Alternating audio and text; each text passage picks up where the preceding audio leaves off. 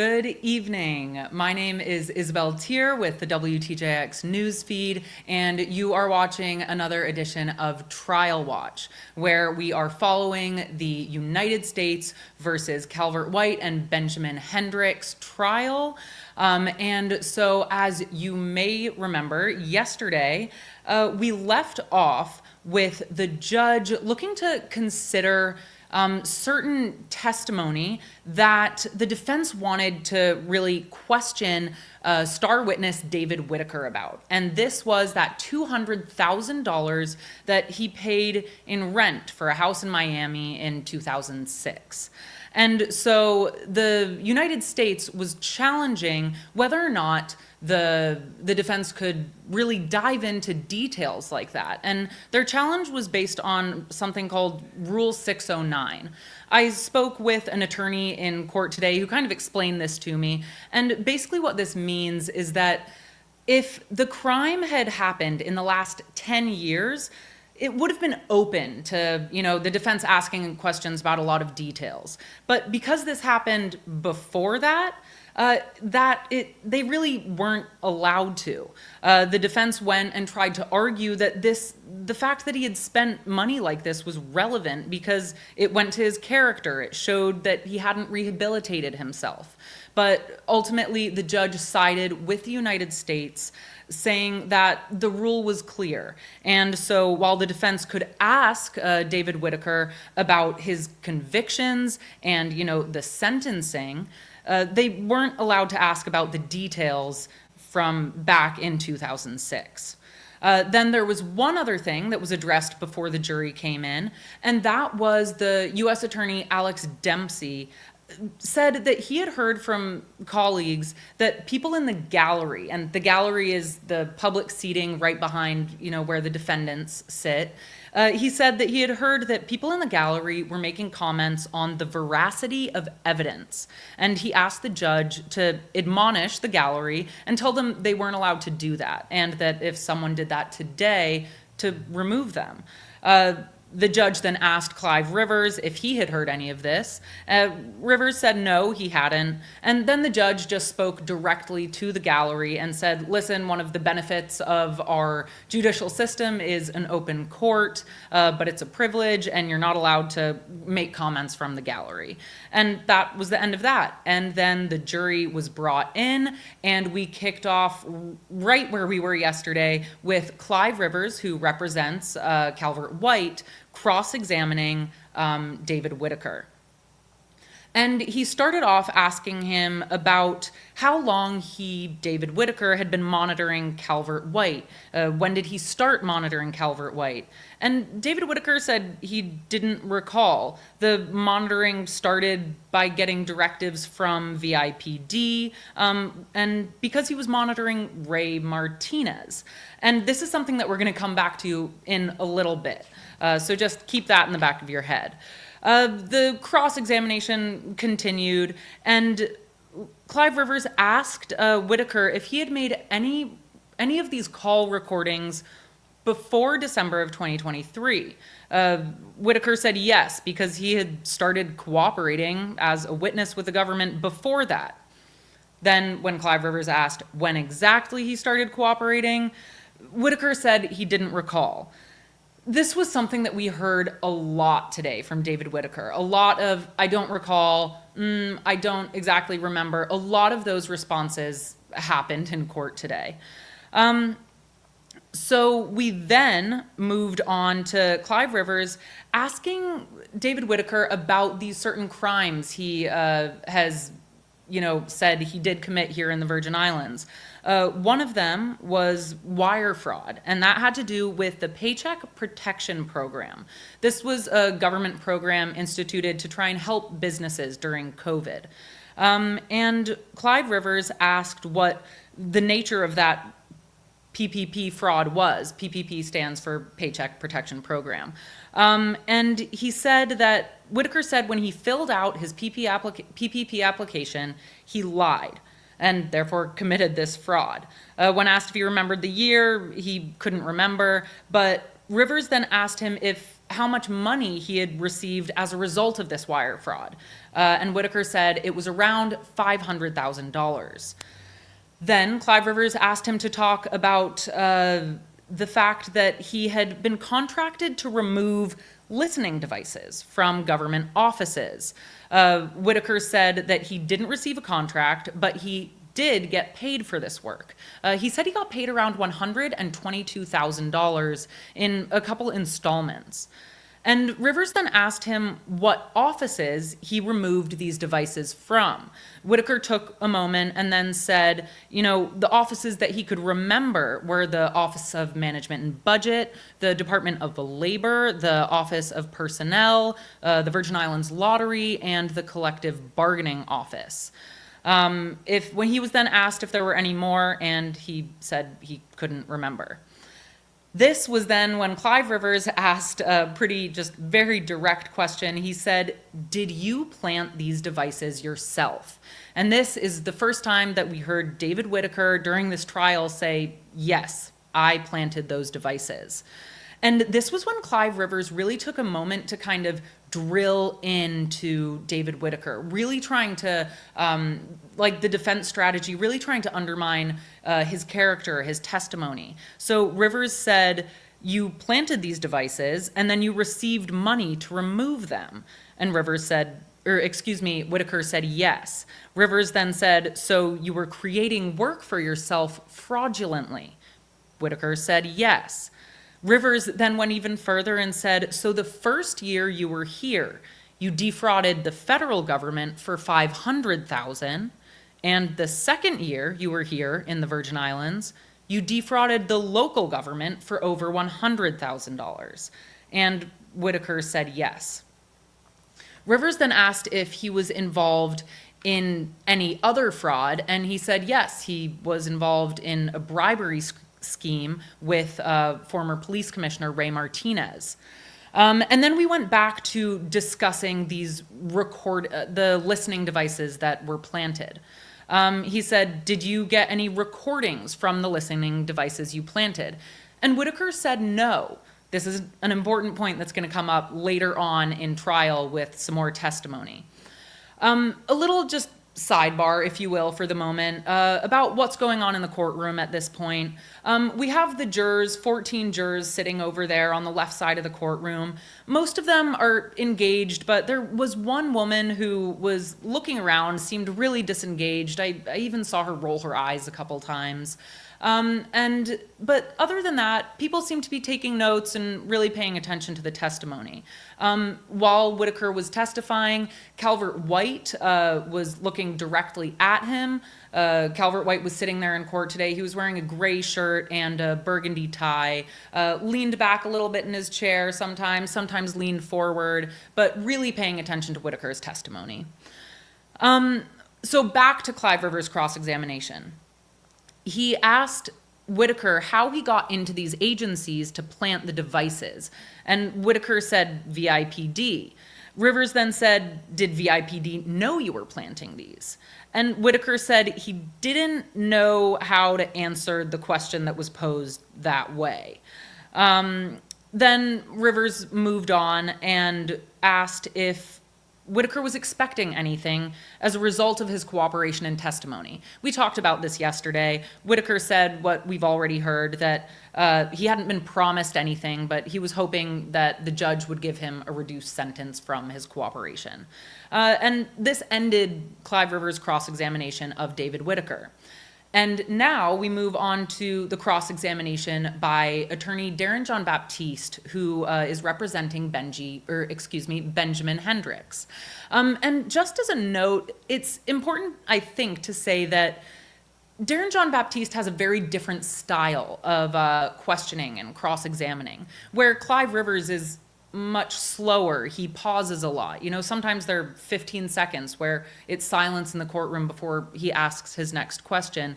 That isn't Darren John Baptiste's style. He's faster, so fast even that the court reporter had to ask him to slow down a couple times. So he just dove in really hard into cross-examining Whitaker. And I'm going to fast forward a little bit to the bombshell that was dropped today, which was when Darren John Baptiste asked Whitaker, were you directed to plant listening devices in these offices? And Whitaker paused and said, I believe so. John Baptiste then went on and said, do you recall who directed you? And after a pause, David Whitaker said, Ray Martinez. And he's referring to former police commissioner Ray Martinez. So Darren John Baptiste then did kind of what Clive Rivers did, really hit again on Whitaker and said, so you got paid for work that you fabricated? And Whitaker said, yes. So that really was one of the biggest, newest pieces of information we received today. The fact that Whitaker is saying Ray Martinez is the one who directed him to plant these devices. Jean Baptiste then moved on and asked a question that got the first real reaction out of the jury that I've seen, at least throughout this trial. He said, do you consider yourself a con man? And the jury and the courtroom, in fact, laughed. I saw 3 jurors, all women, really laugh pretty hard. One even went and took her notebook and kind of covered her face so she could laugh. Whitaker then responded and said, I have conned people, yes. This was basically the end of John Baptiste's cross-examination, and it went back to the United States to redirect before they dismissed David Whitaker. And we learned something about those listening devices in this redirect that was really interesting to hear. So Attorney Dempsey for the United States said, okay, Mr. Whitaker, earlier in your testimony, you said you never listened to anything recorded on these devices that you planted. Is that correct? And he said, yes. And then he asked why. And David Whitaker explained that the devices he planted were taken into the offices and taken out of the offices the very same day. He said he walked in with them, then said he discovered them, and then walked out with them. He said none of the devices that he planted were ever even turned on, so they were never able to even record anything. Attorney Dempsey then asked if he had planted all of the devices that were discovered in these government offices and agencies. And Whitaker said no. He said the first device he discovered, which was in the Office of Personnel, was not a device he had planted. Attorney Dempsey then asked if there were any other devices uncovered that Whitaker didn't plant. And Whitaker said, I think yes. But when asked if he remembered where those other devices were, he said no, he didn't remember. And so this concluded the testimony of David Whitaker. The judge thanked him, excused him, he left the courtroom with his attorney, and that was the last we heard of him today. But this wasn't the end of hearing from witnesses that the United States was going to call. The United States called several more witnesses today, but the next 2 I'm going to talk about, I'm going to go through pretty quickly because their testimony was very brief, sometimes between 5 and 10 minutes. And that's because their testimony was really about specific details having to do with wires and how that money moves and how certain data is extracted from cell phones. So that the first witness that I'm talking about, his name was Herbert Vega. He works for First Bank in Puerto Rico, and he's the manager of their international department where they process wire transfers. So the United States, the attorney Lena Peng brought up an exhibit we saw yesterday. This was a wire confirmation of that wire on January 4th, 2024 for $5,000 that was sent from Monethos Pro Support to A Clean Environment USVI, which is Benjamin Hendricks' company. And in that memo line, if you might remember, it says partial payment for contract. So Attorney Peng just asked him basically about how wires are sent, the kind of details about how they hit accounts, and that was the end of that testimony. The next witness that they called was someone named Saul Lopez, and he's a forensic examiner with the Federal Bureau of Investigation since 2020. He works with something called the Computer Analysis Response Team. It was referred to as CART, and he's worked there since 2022. And his testimony was about the fact that he was instructed to extract data from certain cell phones. One of those cell phones was the cell phone of Benjamin Hendricks. And his testimony basically centered on the fact that once he extracted that data, he then transferred that data to the FBI in a very secure way. And that was the end of his testimony. There was no cross-examination from Rivers or Darren John Baptiste. Then the United States called their next witness. This was Kim Spencer. And she works for the Department of Property and Procurement. She's worked there for 6 years, and she's an evaluation supervisor. She was the supervisor that was involved in this Mon Ethos, proposal, bid, and then eventual contract drafting. And so the United States started by asking her to walk the jury through the RFP process. And I know we discussed this yesterday, but for those who weren't tuned in, I'm just going to explain what she said. She said, the RFP process, which stands for Request for Proposals, begins when a government agency, what they call the user agency, has a need that they don't have a solution for in-house. They need help with a certain project or something like this. And so what she said happens is the user agency then puts together something called a scope of work. That scope of work details what they need help with. The scope of work then goes to the Department of Property and Procurement, and then Property and Procurement puts that together into something called an RFP, which is then published publicly so that companies and vendors can come in and bid and try to win this contract to work for the government.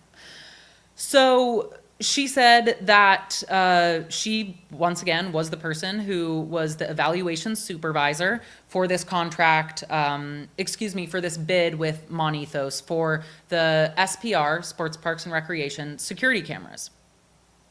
And she said that when they have responses to these bids, the process is to notify the commissioner of the user agency that they got responses, and then they put together an evaluation committee. And she said what we heard yesterday, these committee members have to sign certain rules before they receive any of the proposals or documents. They're confidentiality rules. They can't share the documents, all of that kind of things. And she was asked by the United States, would you give proposals to anyone who hadn't signed the rules document? And she said no. She then went about talking about the rating process that we discussed yesterday, saying how these proposals come in and different people on the evaluation committee rate the proposals, and then sometimes, or she said basically almost always, even if it's only one bid that they've really decided on, they have a follow-up meeting with the company to dive deeper into that and get more clarification.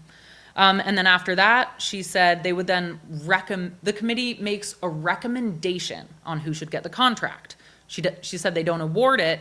The Commissioner of Property and Procurement is the one who awards it. So that is kind of the general process that was discussed about these proposals. She said, as it relates to this Mon Ethos proposal and what this case centers around specifically, there were 3 proposals that were initially offered. And she said that Calvert White didn't sign any confidentiality agreements to view any of these proposals. She said that there were 2 proposals, what we heard yesterday, that stood out. One of them was from Mon Ethos and one of them was from a company called SmartNet.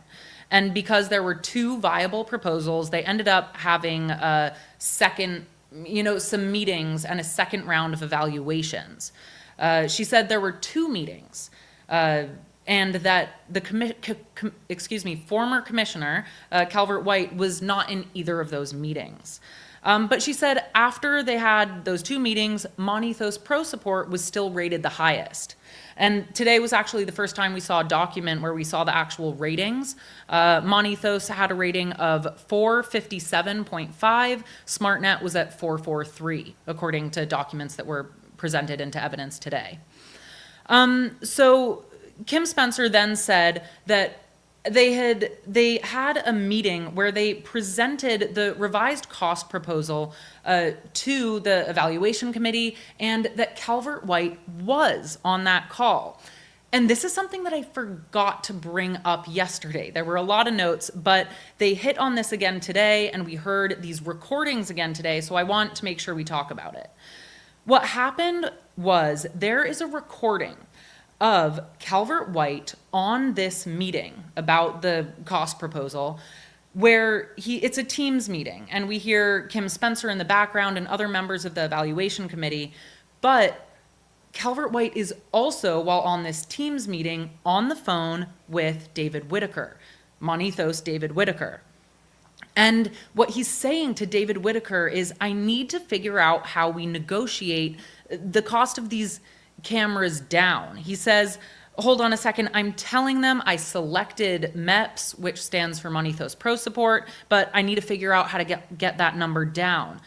And then we hear David Whitaker say, tell them to look at page 54. And Calvert White responds and says, I don't want to tell them because then they're going to wonder how I know. And this is where Kim Spencer's point that former Commissioner White hadn't signed any of the confidentiality agreements. He wasn't supposed to know what was in all of these documents at this point. We then hear Calvert White say to David Whitaker, this lady is a trip. This lady was so blinded trying to get the other contractor that she wasn't listening to anything, referring to Kim Spencer. On that call, Calvert White then asks for documents. These are documents that he already has from David Whitaker. He's just figuring out a way to try and get the committee to look at this specific page. And when asked by the United States Attorney Michael Connolly if Kim Spencer knew what documents White was asking for, she said yes, she knew what documents. It was the cost proposal, but she told him he needed to sign the rules before she sent them. So then Michael Connolly asks about where the funds for this project were coming from, and this is something that we're going to talk about down the line again. The funds for this project were coming from ARPA, the American Plan Rescue Act. These were federal funds that were intended to help with economic recovery following COVID. So now we have Clive Rivers come up to cross-examine Kim Spencer. And he's asking about how these ARPA funds, how they get administered. She says they get administered to different agencies through the Office of Management and Budget. And Clive Rivers asked if they specifically stated the amount for this project. Kim Spencer said that she had wrote to OMB asking for the funds for this project. This line of questioning is something that we're going to understand more down the line. Rivers is trying to open a line of questioning about the fact that the ARPA funds, the exact numbers of them were actually published on the OMB website. However, we're not getting the witnesses to say this right now. He's trying to figure out a way to get the witnesses to say that, and that ends up happening later on. Then Michael Connolly asked, was it usual for the commissioner of a user agency to be a part of this meeting, like this negotiation meeting? And Kim Spencer said, yes, it was. But then Michael Connolly followed up and said, but was it usual for a vendor to be on the phone during those negotiations, referring to David Whitaker being on the phone with Calvert White in those recordings? Kim Spencer said, absolutely not. And this was the end of Kim Spencer's testimony, and we had a break for lunch. It wasn't that long. It was about 30 minutes, but that was because the United States was going to call their final witness, and that was FBI Special Agent Kiernan Whitworth. And he was the special agent kind of in charge of handling, if you will, David Whitaker as a cooperating witness. So, and this is where we hear actually some things unfold, not just about the David Whitaker about the Calvert White and Benjamin Hendricks case, but also about the other case that we're going to hear go to trial later on with former Police Commissioner Ray Martinez, Jennifer O'Neill. We really get an idea of how these investigations came about. So, Prosecutor Lena Pang for the United States asked Special Agent Whitworth how David Whitaker came to his attention. And he said that Whitaker came to the FBI's attention in the summer of 2023 because the FBI was asked to assist the Virgin Islands Police Department with an investigation into listening devices that were found in government offices. And so the FBI started looking into the discovery of these listening devices. And what they found was David Whitaker was the one who had discovered them. And being the FBI, they looked a little further and looked into David Whitaker's Amazon purchase history and found that David Whitaker had purchased all of the devices that he later planted in these government offices from Amazon. So then the FBI goes and in September of 2023, the special agent said, went to David Whitaker with a search warrant for his cell phone. And at that point, Whitaker confessed that he planted these devices. And then he also confessed to his involvement in the bribery scheme with a certain government official. And then he also confessed to the PPP fraud. And Agent Whitworth said at this point, in September of 2023, this is when Whitaker becomes a cooperating witness. However, at this point, within him being a cooperating witness, the only thing that the FBI is asking Whitaker to cooperate on and look into and help them with is an investigation into Ray Martinez. And this is because Whitaker had told them that Martinez instructed him to plant these devices and that there was a bribery scheme. So because Whitaker is now a cooperating witness, Special Agent Whitworth says that he agreed to have a wiretap on his phone. And remember, this wiretap is so they can track things that are going on with Ray Martinez. But what ended up happening is David Whitaker got a call from Calvert White, and his phone was wiretapped. And so what ended up happening there was really that Calvert White, they weren't looking into him at all. But when that call came through, the FBI was all of a sudden paying attention. And so what we then saw was a recording that we heard yesterday get reintroduced to evidence. And this is the recording that they got from the wiretap. So this is the recording that puts the antennas up for the FBI that something's going on with Calvert White. It was on December 28th of 2023, and Calvert White on the phone says, "Did you get a chance to talk to Benji? You need to have that conversation, and you need to do it sooner rather than later." So then David Whitaker reported this phone call to the FBI the same day he received it. And then he also reported that he had met with Benjamin Hendricks, who told him he had to pay that $16,000 to Calvert White. And the FBI said they needed him to have a recording of this kind of stuff to verify this. And this is where we hear all of those recordings unfold that we heard yesterday. And these recordings, the vast majority of them were taken on a special FBI recorder that only has a button for start and stop. And so we hear, I'm not going to go into all of those recordings because we talked about them yesterday, but a lot of them were brought back into evidence today, and we heard them again. And so what ended up happening is Agent Whitworth said that after they saw the text that we saw yesterday, where Calvert White said, "Did you talk to Benji about that situation?" and David Whitaker said yes. Agent Whitworth said after this, the investigation split. Now it wasn't just about Ray Martinez, it was now about Calvert White and Benjamin Hendricks also. So again, some more replayed recordings that we heard yesterday in court. Not going to get into those. If you want to hear about those, you can listen to yesterday's recap. So then we talk about bank records.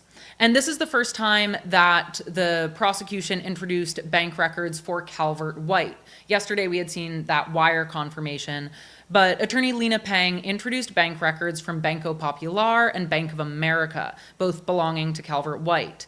And the Banco Popular statements showed a deposit on April 3rd for $5,000. This deposit was exactly 90 days after that wire transfer from Monethos to A Clean Environment. And we also saw a deposit slip, a handwritten deposit slip for that $5,000 with Calvert White's name on it, handwritten. Then we were shown Bank of America documents. And the following day, on April 4th, there was a wire in the amount of $4,000 from Calvert White's Banco Popular account to his Bank of America account. Then we went down a little bit more and we saw some texts that were extracted from Benjamin Hendricks' phone get introduced as evidence. And some of them we saw yesterday, some of them were new. One of the new ones that was presented was a text from Calvert White to Benjamin Hendricks that said, "Let David know I cannot go into this meeting today and fight for him unless he settles with me." And Benjamin Hendricks responds, "Done, deal, I'm on it." And Attorney Lena Pang made a little note about this, though. She said, was that message, which was retrieved from Benjamin Hendricks' phone, she asked if that message was on Calvert White's phone when they subpoenaed it and got the records. And Agent Whitworth said no, it wasn't, basically insinuating that it had been deleted. We then go down and cut to the timeline of when the FBI is now approaching both Calvert White and Benjamin Hendricks about the fact that, they're being investigated. And the attorney for the United States, Lena Pang, asked if Benjamin Hendricks made a voluntary statement to the FBI. And Agent Whitworth said, yes, he did. In June of 2024, Hendricks was approached with a warrant for his cell phone. And at that point, he admitted not only to receiving that wire from Monethos, but he admitted that that money was related to the Sports Parks and Rec contract. He did tell that to the FBI. Agent Whitworth said that on June 12th of 2024, they approached Calvert White, and he made statements to the FBI where he claims he didn't participate in any part of the evaluation process for this proposal. And he also said that he didn't get any money. We then heard recordings of this interview between the FBI and Calvert White. An agent asks him, "Did you steer the committee?" Calvert White asks, "Did I steer it? What do you mean steer it?" And the agent says, tell them to pick Monethos. Calvert White then says, "No, I wasn't part of the committee. I didn't participate in any meetings." The agent then said, "Did Whitaker provide you with any money?" Calvert White says, "Not at all." The agent then says, "Did he provide any money to Benjamin Hendricks?" And Calvert White says, "Not at all." And once again, these are recordings of the FBI's interaction with Calvert White. We then hear another phone recording, but this one was because Benjamin Hendricks was asked by the FBI if he would consent to calling Calvert White and having conversation with Calvert White that the FBI could listen in on. And Benjamin Hendricks said yes. So what this conversation consisted of is Benjamin Hendricks calling Calvert White on June 12th. And in that, they go back and forth a couple times, but he says, "Did what's-his-name talk to you about David owing you the money?" Calvert White says, "He didn't speak to me." And then Benjamin Hendricks says, "I know you had said something about 16K or whatever." And there's a pause, and you hear Calvert White say, yeah. I'll talk to you in person on that. So then we have the end of Lena Pang's, examination, and then Clive Rivers comes to do a cross, and he goes right to asking Agent Whitworth if he did a background check on David Whitaker, And the special agent says yes. And then Rivers asks, how far back did you go? And Whitworth says, well, he has a criminal history back to 1997, at which point the judge butted in, or excuse me, there was an objection, and the judge said, Rivers, you are specifically instructed where you can go here. Remember what we discussed earlier about that Rule 609 and not being able to bring up those crimes dating back? So that's what was happening right there. Then there was a little bit more of cross-examination from Rivers, and he asked about if it was possible for David Whitaker to be stopping and starting this special FBI recorder, basically insinuating, is there a way for Whitaker to manipulate it? And the special agent said, no, there really wasn't. There's one button on these recorders, start and stop. And then the contents of the recorder is only able to be heard or, dealt with when it's fed through a very special FBI software. And that FBI software can show how many times it was started and stopped and all of that data. Basically saying, no, there's no way to mess with these FBI recorders. However, there was one conversation that was taken over an iPhone, and Clive Rivers tried to drill into this, saying, well, couldn't that iPhone recording have been manipulated? And Agent Whitworth said, yes, it could have been manipulated. And that was pretty much the end of that line of questioning. Okay, so now, excuse me, I'm just gonna catch up a little bit on the notes here. Okay, so now we have Darren John Baptiste's cross-examination of the special agent. And we went back into who was being monitored by Special Agent Whitworth. And Special Agent Whitworth said that, they were expecting, once again, David Whitaker to collect evidence on former Commissioner Ray Martinez. And Whitaker said it was a total surprise when they heard that phone call between Calvert White and David Whitaker. And then Darren John Baptiste asked if the FBI considered David Whitaker a wild card. Was he unpredictable? Whitworth said no more than any other cooperating witness was. Okay, so we now get to the point where the United States has rested its case. They have called their last witness. Everything is done there.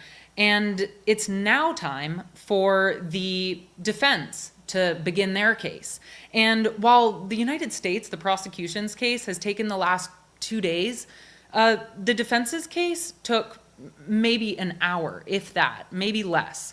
And so the United States called one witness.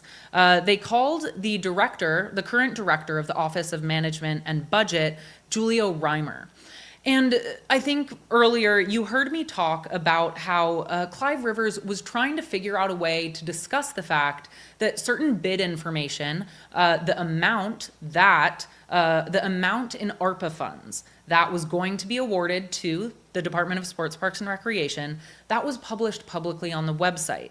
And he's trying to admit this into evidence because a lot of the call recordings from yesterday, we hear Calvert White talking about how he needs Whitaker to get his bid below 1.6. And that's because the amount that was awarded in ARPA funds was $1.6 million. And so they called Julio Reimer to the stand, and this testimony took maybe 5 minutes. And Clive Rivers said, is ARPA information published on the website? Reimer said yes. Rivers said, was the 2024 report published, posted, and public? Reimer said yes. And then Julio Reimer said that the website report shows this list of grant awards to different agencies. And Clive Rivers asked, how much was the Sports, Parks, and Rec amount? Julio Reimer said 1.6 million.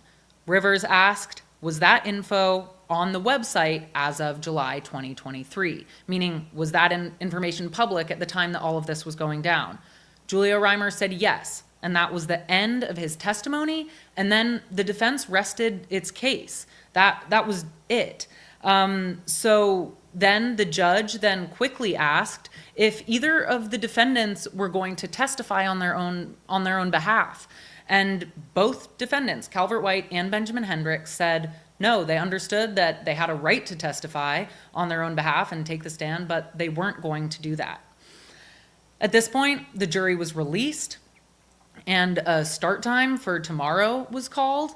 Tomorrow, we're going to hear a little bit we're going to start the morning with something called a charging conference, which will not involve the jury. That will just be between the attorneys and the judge, and it's open to the public. Then the jury will be called in at 9:30. This is when we're going to hear closing statements, and then the jury will deliberate. Now, I know it has been a long recap, but I just want to touch very quickly on the jury pool because we didn't discuss that yesterday. The jury pool is made up of 14 people, and these 14 people are the ones that are going to determine if Calvert White and Benjamin Hendricks are guilty or not guilty, and guilty beyond a reasonable doubt. That's a very important part of this. Of those 14 people, 12 are main jurors and 2 are alternates. Of the 14, there are 4 men, and then there are 10 women. It's an older jury pool. Of the 10 women, 7 of them appear to be over the age of 50.